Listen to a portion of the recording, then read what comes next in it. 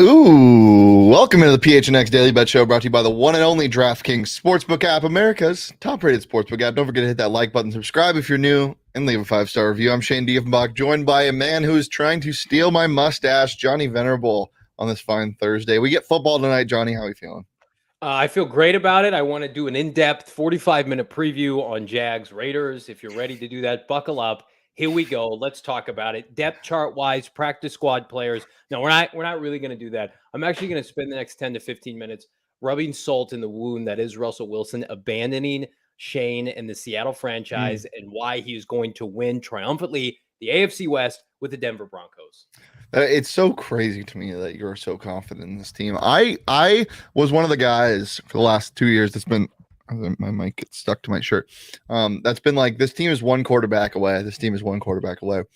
Now I'm looking at it. They have him. Now I'm looking at it, and we'll get into it in a little bit. But today is the AFC West Division preview show. We're going to be doing these once or twice a week until the regular season kicks off. This is not the regular season. This is the Hall of Fame game tonight. I don't know how excited I am for it, but we might give out some picks near the end of the show on it. The Broncos are one quarterback away until it's your quarterback, and their life moves pretty fast when you're looking down the barrel of a Drew Lock shotgun, and things are rough. Times are tough. We'll talk about it. Last year on the DraftKings Sportsbook app, I did want to sprinkle on the Hall of Fame game. I've done it before. And it just made me sad. So I don't know if I'm going to do it again this year. Johnny, are you actually going to bet on this game tonight? I am. I am taking the Jacksonville Jaguars and their new regime over Fraud McDaniels to win tonight at home for their home crowd. Take the points, take the Jaguars, and I also like the over 30.5 points. It's an NFL. It's an offensive league. I like a lot of these second-tier quarterbacks that are going to be playing. CJ Beathard's got a lot of starting experience in the NFL. The Jaguars want to see what they have with a lot of their youth on their roster. And when you have new coaches and new regimes like they do in both of these organizations, you're going to want to play a bunch of people because you got to see what you have. Do we get ETN tonight? Great question. I do not know. Because then I'm actually going to watch if that's the case. I mean, he is being talked about at length on making an impact. McDaniels and Doug Peterson are trying to ingratiate their culture and they're offensive coaches. So I think points will be at a premium tonight. I think we're going to get over 30 points easily. No Trevor Lawrence, no Travis Etienne. But hey, it's fine. It's football. All right, well, let's get right into it. Johnny, you said the Broncos were going to win this division. You reflected that on your picks, did you not? Let's see it. Yes. What is your division forecast? I think Kansas City is going to be a big, hot, steaming mess. I think they'll make the playoffs, but they will not win the division for the first time in Patrick Mahomes' era. You just don't replace a Tyreek. Their defense was ass at the end of the year. They lost Honey Badger. Their secondary's garbage. And I think we're going to see some cracks in the foundation this year. The Denver Broncos are led by, I think, the best singular leader in modern NFL history behind Tom Brady. Russell Wilson, what he's doing for that culture in Denver, they will win so many games. Ugly, they're going to win games late at the end of the year, and he's going to be raining hot fire. I think he's going to be a low-key MVP candidate for the second half of the year. It's going to flip-flop what he did in Seattle. And the Chargers are going to charge. They're going to disappoint. I think Brandon Staley gets fired. I think this division only gets 2 teams in the playoffs. I think they're going to eat each other throughout the course of the 17-game season. So give me the Broncos plus 250 to win to the division. I like, and I'll talk about this on a future slide, Kansas City second, Chargers third, and then the Raiders. I just don't buy Fraud McDaniels at all. Not a fan of his. Should have kept their interim coach. Yeah, I don't hate it. I don't hate it, but I don't love it. Okay. As soon as the Russell Wilson thing happened, I was so fired up to watch this team, and especially their defense and how great they've been. But then, kind of looking at individual talent now, and it's a lot different. So this might surprise some people, but I'm actually taking the Denver Broncos to finish last in this division, plus 350. I got the Chiefs finishing second at plus 310, and then the Raiders over 2.5 division wins. The Raiders have the third place schedule from last year in this division. I think they walk their way over three or more wins, and you get that basically even money. But I'll explain the Broncos pick in a second. I'll explain the Chiefs pick as well while we go over these teams. First of all, the Broncos had trouble blocking for Drew Lock last year on their offensive line. Mm. Lloyd Cushenberry had a lot of struggles, and that whole offensive line is just not great. Blocking for Russell Wilson is even harder than blocking for Drew Lock because what he makes of with his legs. Garrett Boyles is fine. Their offensive line is better than Seattle's has been. I know. That's not what I'm arguing.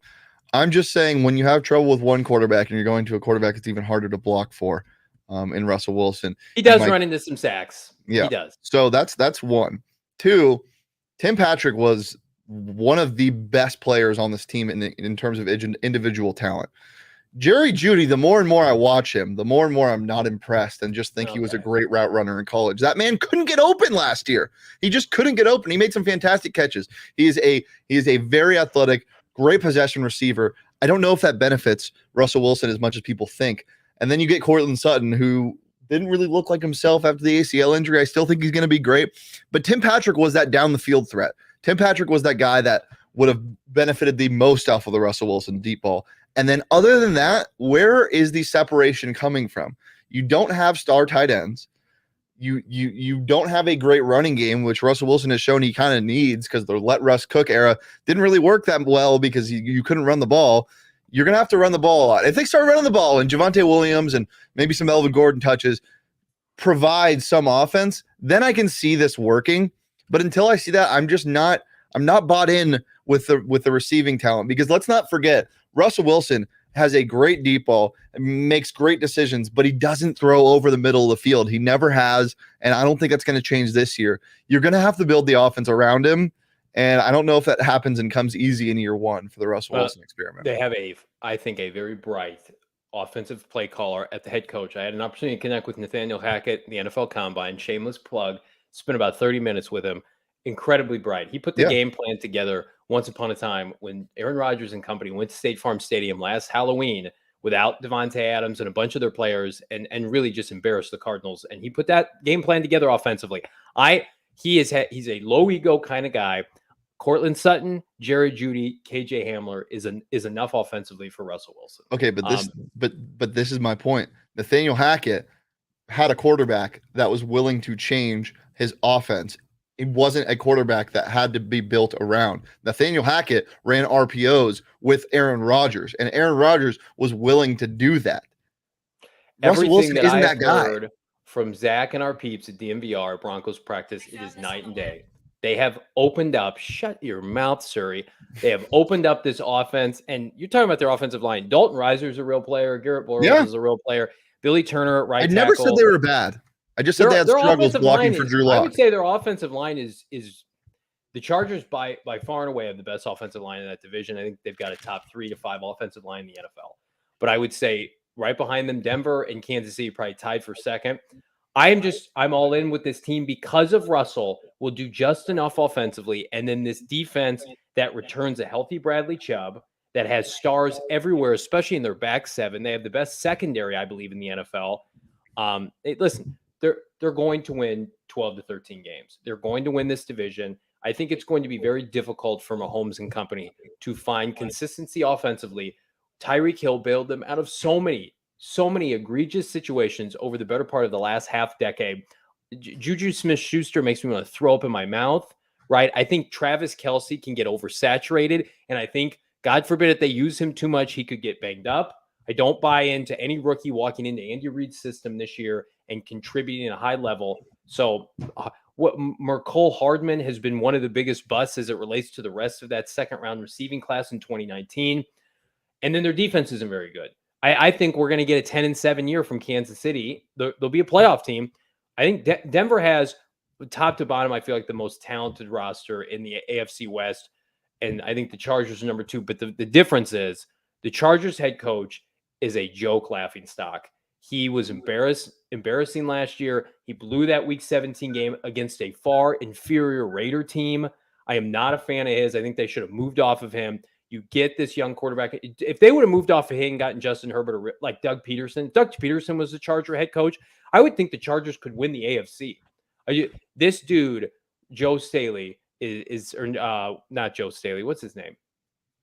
What's the Chargers head coach's name? Why can't I think of his name? Anthony Lynn. No, that's not. 2020. Brandon Staley. Brandon Staley. That was 2020. Anthony Lynn was before then. Yeah. Sorry, Brandon. Anthony Lynn was the the I don't know what to do in the red zone. I can't make a decision. Let's call a timeout guy. He got fired, and then he was a running back coach. Yeah. So, so yeah, I'm not a fan.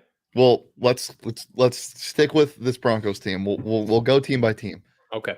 Do you know who's going to be starting at corner for the Broncos this year? Elites. The most elites. Patrick Surtain. Ever heard of him? Yeah. Opposite of Patrick Surtain. He's elite. Opposite of Patrick Surtain. Opposite of Patrick Surtain. Probably. It's Ronald Darby. Darbs. Ronald Darby is starting at corner. He'll be fine. Justin Simmons and Kareem Jackson are their safeties. They'll be fine. Yeah. No, they have a great safety duo, and I think they'll do well against the Chiefs. And we'll get to the Chiefs now because I remember talking about this on the Tailgate show when the Chiefs were prime Chiefs, Super Bowl. Then they'd get figured out for the first 8 games, and then their offense would kind of reemerge. Last year, it was the play too high safety against them. Play too high, let him throw underneath.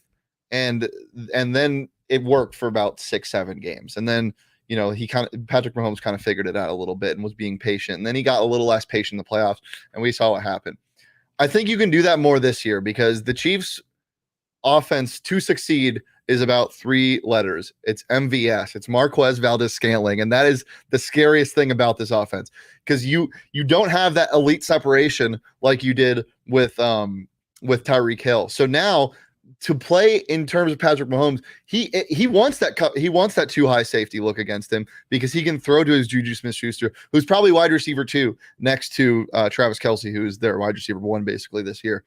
So you're going to want that too high look. And it's all about, should we even be scared of Marquez Valdes-Scantling? And he's going to be a big difference. So I agree. I don't think so. But I also think that Mahomes has surprised us time and time again. And I think this is still a top 5 offense in the NFL. I don't care what anybody says. I can tell you definitively that everybody that I've read from Kansas City says Patrick's motivated, and I agree with that, but he can't do it alone. And he's not going to have to. JuJu Smith-Schuster is a great receiver. He is a great receiver. He is a child. He is a joke. He has not been good since his rookie season or his second year in the NFL. The Pittsburgh Steelers could not move off of him. Mike Tomlin, who is a grown-up, could not move off of this joke fast enough. That offense, to me, we're gonna be sitting here week 8 and 9. People are gonna be saying, "What's wrong with Patrick Mahomes?" Well, nothing's wrong with Patrick Mahomes. He's starting. Number one, Clyde Edwards-Helaire is a huge mega bust. We just need to agree on that right now. He's not a starting NFL caliber back. Darrell Williams, the better back, said Bon Voyage went with the Arizona Cardinals. He outplayed Clyde, and I love Clyde coming out. This is not me knocking Clyde, but facts are facts. He's not a great NFL back. That was an egregious pick over. By the way, Jonathan Taylor was sitting right there, and they didn't take him. JuJu Smith-Schuster. JuJu is no thanks. Hardest of hard pass. I talked about Hardman, and then you've got Marquez Valdes-Scantling, who the Packers were like, whatever, you're not any good. We're going to let Davante Adams leave, and we're going to let you leave because we've seen you every day in practice. And if Aaron Rodgers went an MVS back, he would have been back with this team. Yeah. This is a receiving core and a backfield minus Travis Kelce with a bunch of C+ guys. And JuJu Smith-Schuster is not a C+ guy. That is ridiculous. And Mahomes will elevate them to you see him doing TikTok dances, and you take his stock down because of that. Pull his stats up. Pull them up. Dirt. Big time dirt JuJu. Nice season last year. Pull his stats up. 129 last year. The year before that, as the team's default number 1 receiver. He played 5 games last year, Johnny. Dirt. He played 5 games. He had a great first 2 years in the NFL, and then everybody figured him out, and he started buying into himself. He had the most touchdowns of his career in 2020. The most toxic relationship on earth is not Amber Heard and Johnny Depp. It is JuJu Smith-Schuster, and it is Mahomes' brother. It's a toxic mess, chaos. Jackson and JuJu. Let's bring up the acquisitions and the departures. You mentioned Tyreek Hill, obviously. Darrell Williams, Byron Pringle, who I think is a sneaky bad loss. Demarcus Robinson, who's a sneaky bad loss because of what you're getting. Melvin Ingram, which I will say can honestly be replaced by Karlaftis because they're both not sack machines. Melvin Ingram was great last year, and acquiring him to cause disruption was fantastic for this team. But I think that Karlaftis, their draft pick, can shore up that defensive line a little bit. You lose Charvarius Ward, whatever. Honey Badger, obviously. But you know what the biggest departure is for the Kansas City Chiefs? It's not Tyreek Hill. It's Daniel Sorensen. He's off this team. He's on the Saints now, so good luck with him. Their biggest acquisitions, they got Ronald Jones, who it's not going to be impressive. I think Jared McKinnon has a chance to do as much as he did last year. I really liked what he did at the end of the year. Obviously, JuJu and MVS. Orlando Brown, they got back. They restructured Frank Clark's contract, but they get Justin Reed at safety. So we'll see how this works. That's you're Chris Jones. It's Chris Jones and a bunch of slop. George Karlaftis would disappear in the Big Ten at Purdue. I watched 3 months of George Karlaftis tape in preparation for me having to sell myself that the Cardinals were going to take him 23rd overall. Thank the good Lord above that did not happen. George Karlaftis is a mid-level NFL starter at best. He will not be of anything of note this year. Literally, the first thing I said about him is he's not going to make a huge difference, but he can shore up that defensive line a little bit, because if you remember last year, maybe in 3 years. I'm saying fill a space, because you remember last year when they got injured, they didn't have any depth. You know where Chris Jones was playing? He was playing defensive end. So that's not going to happen again. So hopefully it doesn't. So we'll move on from the Chiefs, because obviously there's a lot to agree on. Let's get to the Raiders. They got Nick Mullins. That's fun. Obviously the big one's Davante Adams. They extended Hunter Renfrow. They picked up Demarcus Robinson from the rival, the Chiefs. They extended Max Crosby, obviously Chandler Jones. So those are the biggest signings, I would say. You lose a backup quarterback, Marcus Mariota, but as I said, you get Nick Mullins. Woo! Zay Jones is gone, who I think is a sneaky bad departure for them. Brian Edwards is gone. And then a lot on the defense. Obviously, KJ Wright retired. Casey Hayward is gone. But Chandler Jones. I think this team is going to be pretty good. I think this defense is really good, and I'm excited to see what the offense can do with Davante Adams. What's your outlook on the Raiders? They have the worst secondary in the AFC. They have the worst secondary top to bottom in the AFC. They have a front seven. Chandler Jones will start off hot and he will disappear. I think offensively, very, very capable. I think Davante Adams and Derek Carr are going to put up huge fantasy numbers. I don't think it's going to translate to wins. And I cannot bet on Josh McDaniels in the year of our Lord 2022. I can't do it, right? I understand that. I think he's a better coach than Brandon Staley. I just think the Chargers are way more. I think the Chargers roster, what Tom Telesco has done in LA, I want to say San Diego, he's put together maybe the best 53-man roster in the NFL. They have two of everything. The Raiders, to me, it's a bad year to be in the AFC West. I think if they were in another division, NFC East or something like that, they would be a playoff lock. I think they'll be competitive, but I don't think they're making the playoffs again. I think last year was a fluke. This is what I like about this team is they do something kind of like what the Dolphins did with their offensive line. They didn't really help their offensive line, but they helped them have to protect for less time by getting more options on wide receiver. Their tackles are fine. They're fine. Well, it's kind of the same thing with this defense. They didn't really do much to help this secondary, but they got a pass rushing help in Chandler Jones. And I know you're not high on him, but Max Crosby is electric, and I think they're going to get be their front seven. It'll have to be their front seven. Their linebackers are fine. It'll be the Crosby and Chandler Jones show. If their defense overachieves this year, those two guys have to play with their hair on fire. I just think Chandler Jones getting paid, getting his bag. I think he's in cruise control for the rest of his career. I love Chandler Jones. He's been an all-time Cardinal. But when you're starting Rock Sin in your secondary, when the Colts would not have moved off of him fast enough on a defense that was absolutely loaded in Indy.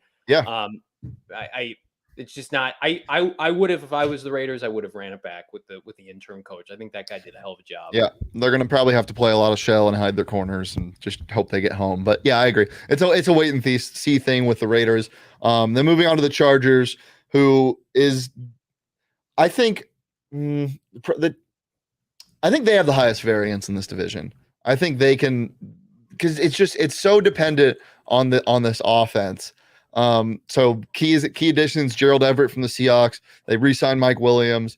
Obviously, Khalil Mack and J.C. Jackson, which that's why I said this offense is going to be what caused. I think this defense is going to be a ton better.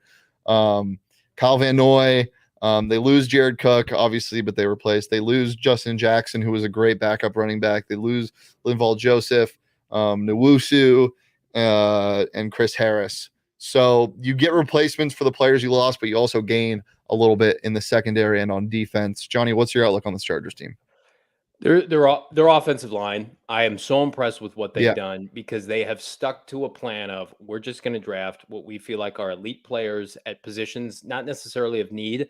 They get Rashawn Slater this year in the draft, or last year, he's a star. Then they go and they get Zion Johnson this year. I think their run game is going to be sneaky, one of the best in the NFL. They've got their receivers, Keenan Allen, Mike Williams is probably Shano, the most underrated receiving core tandem in the NFL. Herbert's a star. We get it. Like he has very few weaknesses other than his head coach. Their tight end could be a little bit better, but you get Slater, Corey Lindsey, Zion Johnson on the offensive line. And then defensively, like we forget, Joey Bosa is still on that defensive line. They traded for Khalil Mack. Khalil Mack does not have to be a 1A pass rusher. He can go against now some second-tier tackles that can keep him on a little bit of a pitch count. Asante Samuel Jr., who I know the Cardinals had interest in, he's blossoming now. Their roster is absolutely loaded. I didn't even mention, can we get a Derwin James bounce back season? Can we get Derwin James, peak Derwin James, who's holding in right now? Yeah. So a lot of what people are talking about with Derwin James is JT Woods, their third round safety they got. If he can be a consistent player for safety, they're going to be able to move Derwin James around, which was what he likes to do. Use him as a chess piece, as people are saying. So I think that is a really fun thing to look at. This defense is going to be good, but is it going to be dominant week in and week out? I don't know. You got to stay injury free, and you got to hope your offense can keep you off the field as much as possible. This offense has been explosive in the past, but it hasn't been consistent. I'm going to make a prediction right now. I don't love him as a back, but I just think he's in a perfect scenario. Austin Eckler, who is really only challenged by Isaiah Spiller, who they took out of Texas A&M, who I like. Austin Eckler had 12 touchdowns last year on the ground. I think Austin Eckler total this year, rushing and receiving in this offense, could have 20 touchdowns. I think at the end of the year, he could be a top 3 to 5 fantasy back, not based on ability. And you have to be good to do that. But I think very similar like a James Conner, like right place, right time, can catch the football. Again, is really unchallenged.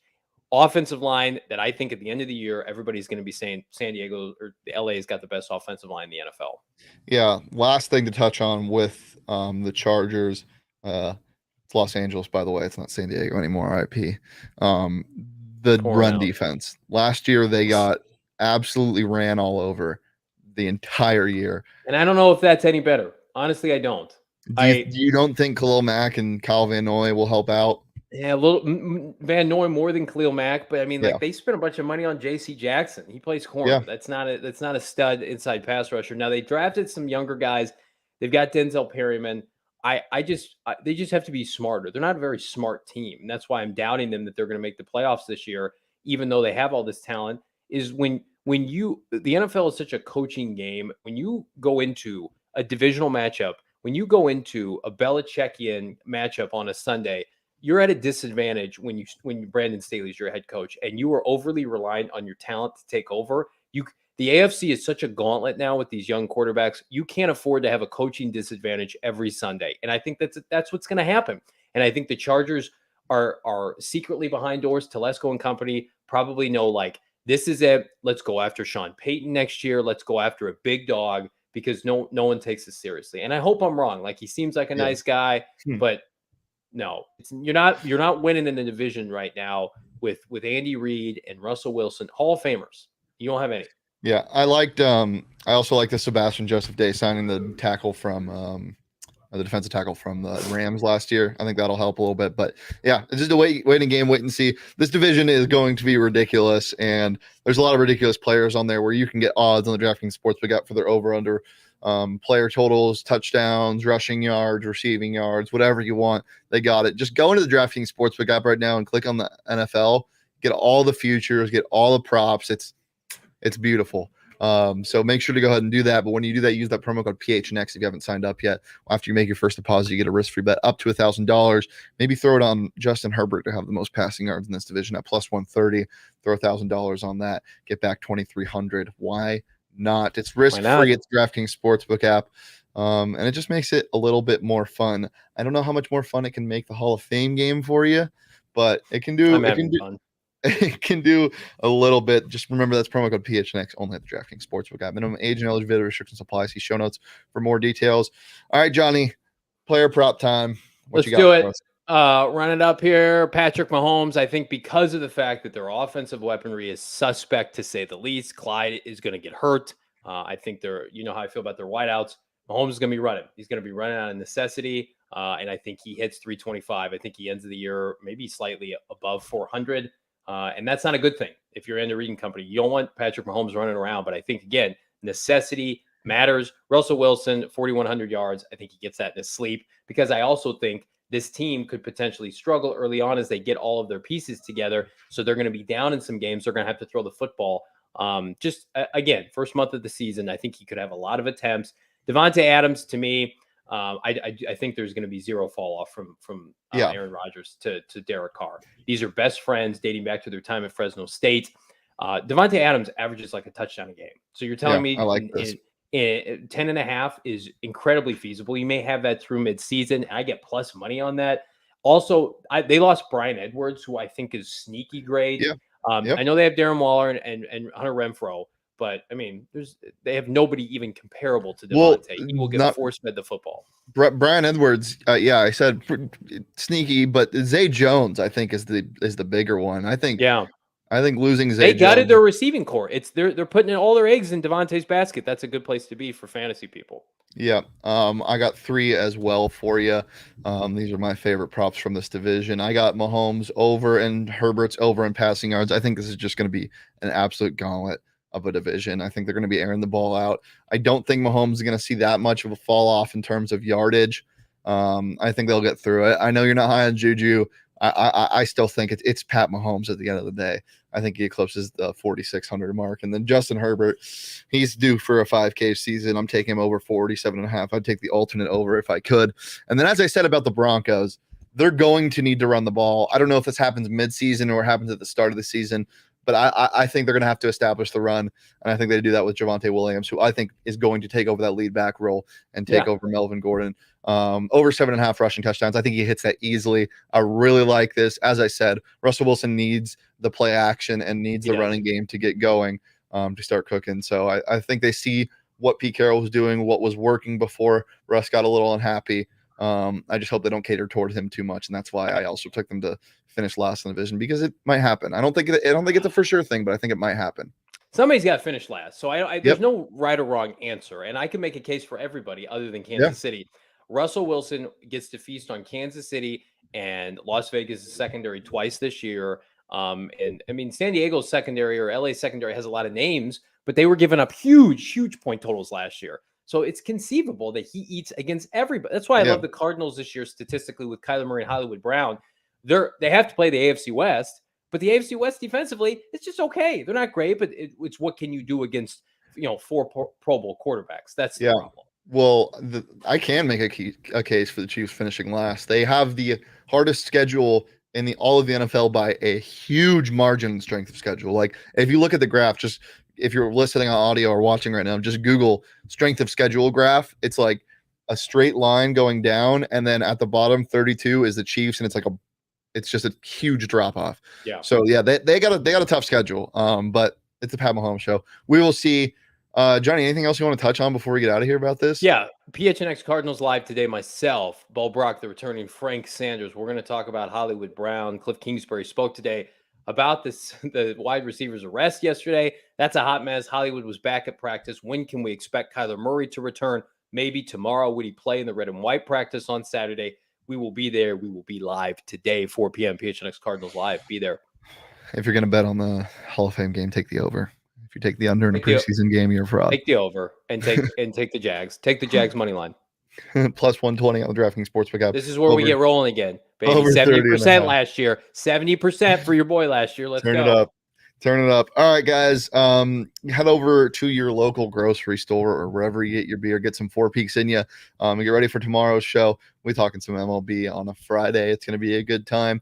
But yeah, wherever you get your beer in Tempe, Phoenix, Scottsdale, anywhere in Arizona. Maricopa's got Four Peaks, mother. Yeah, What? baby. They don't have water, but they got Four Peaks. Make sure if you're going to drink, you got to be over 21 and enjoy that responsibly. As I said, we'll be back tomorrow at noon, every Monday through Friday, right here on the PHNX Sports YouTube channel. You can follow me on Twitter at Shane D. If you can follow Johnny on Twitter at Johnny Venerable, you can follow the show on Twitter at PHNX_bets. We'll be back tomorrow at noon, right here on the PHNX Sports YouTube channel. Peace, love, and JuJu's Elite.